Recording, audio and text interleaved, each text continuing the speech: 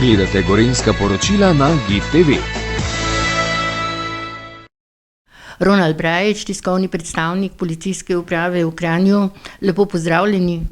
Pozdravljeni tudi vam in vsem gledalcem in gledalkam vaše televizije.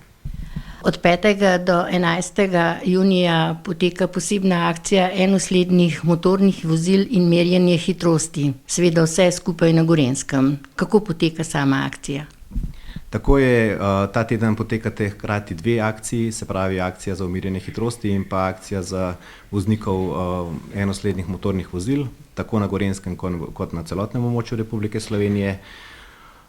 Zakaj hitrost? Zato, ker večje so hitrosti, večje so posledice prometnih nesreč. Zato apeliramo na vse voznike, da hitrost prilagodijo vsem trenutnim razmeram na cesti, gostoti prometa, sploh zdaj, ko vemo, da na Gorenjski avtocesti potekajo dela, naj vozijo strpno, naj grejo prej v doma, skrbijo za varnostno razdaljo in s tem se bo vsak udeležen v cestnem prometu počutil varnega in bo prišel tudi do svojega cilja. Da pa ne govorimo samo o prekoračitvah najvišjih dovoljenih hitrosti, pa govorimo tudi o voznikih, ki prepočasi vozijo.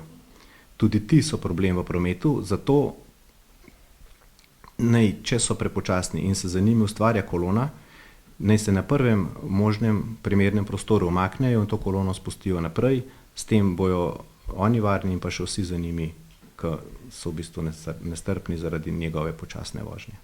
V zadnjih časih pa opažate precej tatvin pri kolesih, ne glede na to, so to električna kolesa, so to navadna kolesa, ni pomembno, kakšno je kolo, vendar prihaja do kraje. Kje ste zaznali največ teh tatvin? Tako je, prihajajo poletni meseci, s tem prihajajo tudi ranljivejši udeleženci v cestnem prometu v sam promet, se pravi, to so kolesarji, pešci, vozniki enoslednih motornih vozil, lahkih motornih vozil, to pomeni e-skiroji.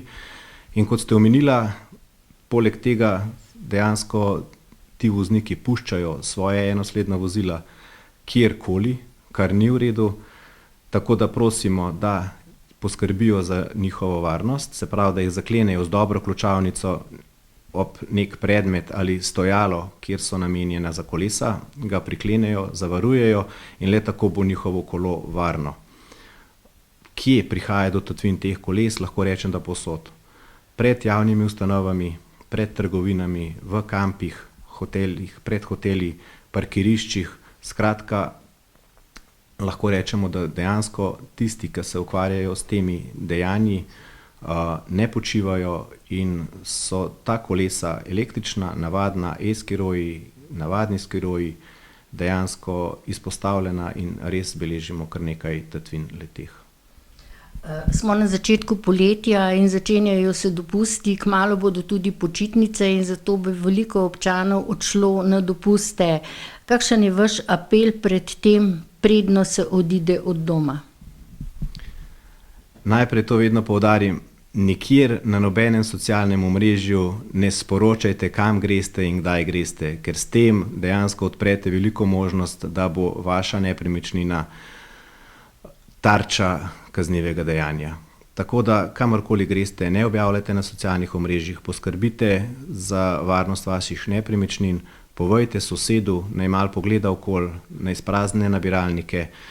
Če imate možnost tehničnega varovanja, zelo priporočljivo in pa dejansko, če kdorkoli karkoli opazi v vaši okolici, se pravi nekaj, kar je izven vsakdanja, naj vam sporoči, naj sporoči vodji policijskega okoliša, mogoče še to poudarek bomo dajali na regionalnem nivoju vodjem policijskega okoliša, to pomeni vsaka policijska postaja ima svojega, po domače rečeno, rejonskega policista.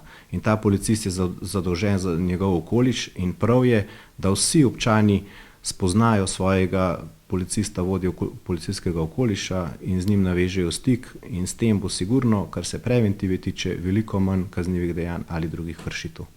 Hvala lepa za pogovor in uspešno. Hvala tudi vam.